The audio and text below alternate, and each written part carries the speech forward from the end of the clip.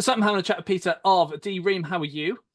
I'm good, sir. We made it in the end, didn't we? We did indeed. Yeah, we're all here and we're all good, which is great. Now, Yeah. we're here to talk about a new release of yours. You've just released a new album called The Best Thing. Tell us about this Yes. record. It's really an anthology, Jim, insofar as like it's coming up this January. It's 30 years since Things Gonna Get Better was number one. I was just working that out. It's an anthology of works that were have not been released, so it's probably more something for the more die-hard fans. But there's things on there, I think, like there's a Sasha dub that was never released. A couple of live performances from the 1995 Shepherd's Bush gig that we did. We were pretty well rehearsed by then. It sounds quite tight. What's the other one? I think there's a Mark Knight remix of Things Gonna Get Better, and there's a remix by I can't remember the duo, but there's a remix of You're the Best Thing on there as well. So it's quite. I mean, if you're buying the physical thing, I think it's got two CDs, but it Mm. was released on Friday there, so it's quite something worth a click. Yeah, absolutely. I've taken a listen. I think I've got one coming in the post as well. But we've just added, and we're going to be playing after this one of the remixes of Things Will Only Get Better. There's a Yeah. couple of those remixes on there. What's your view on other people taking a track that you've Yeah. written and Yeah. have put their own work on it?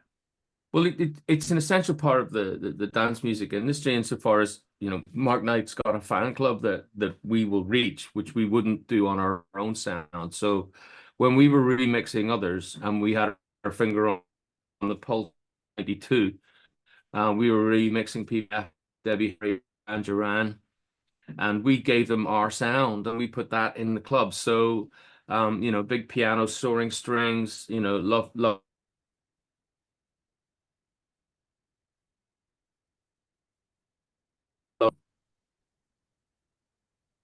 I think you broke off at the end there. I think we lost Oh, sorry. contact.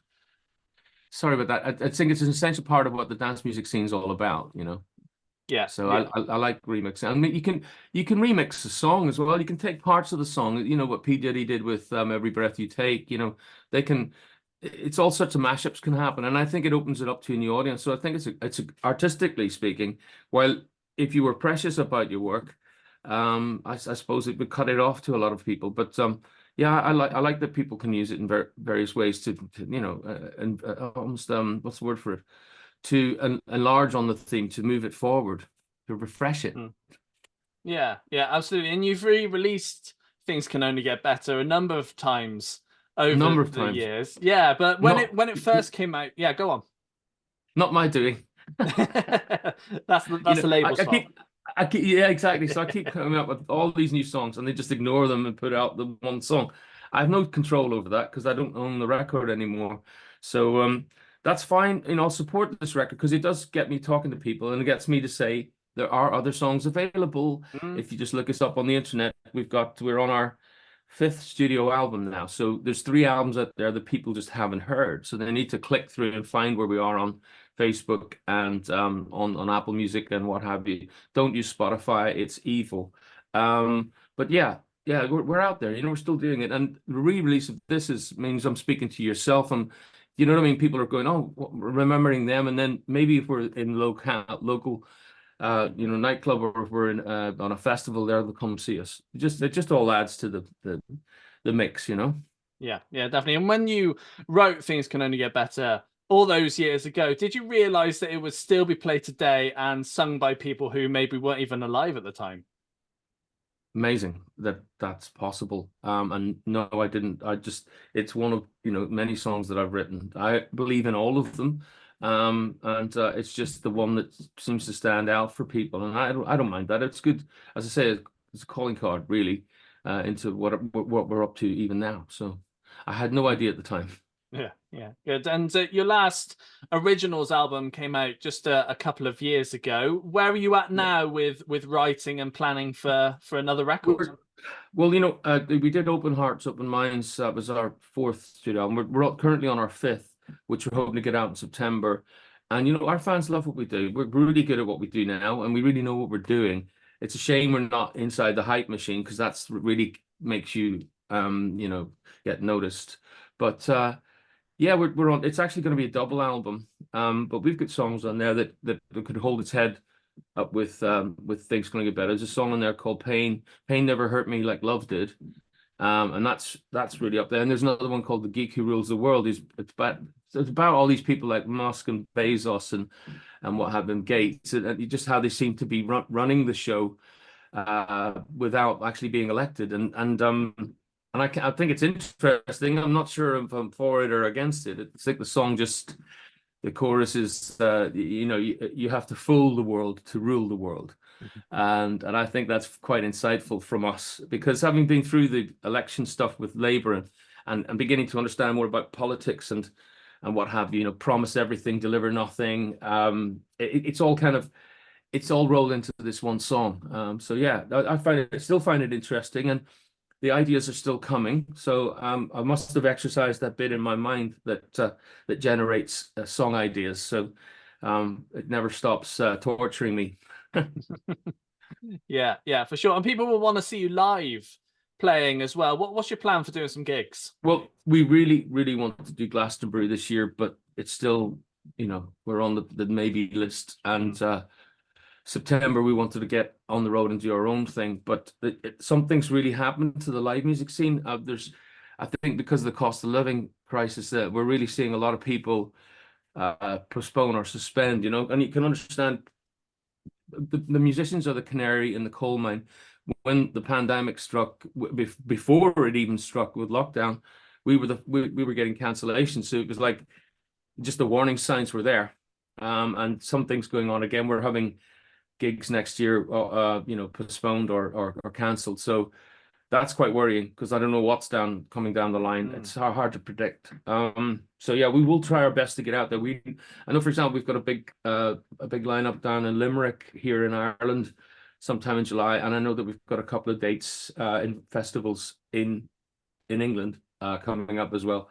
But you're gonna have to keep watching the social media pages to stay abreast of where we are, because we Yeah. don't really drive this. It's people come to us, and so we have no control over getting out there.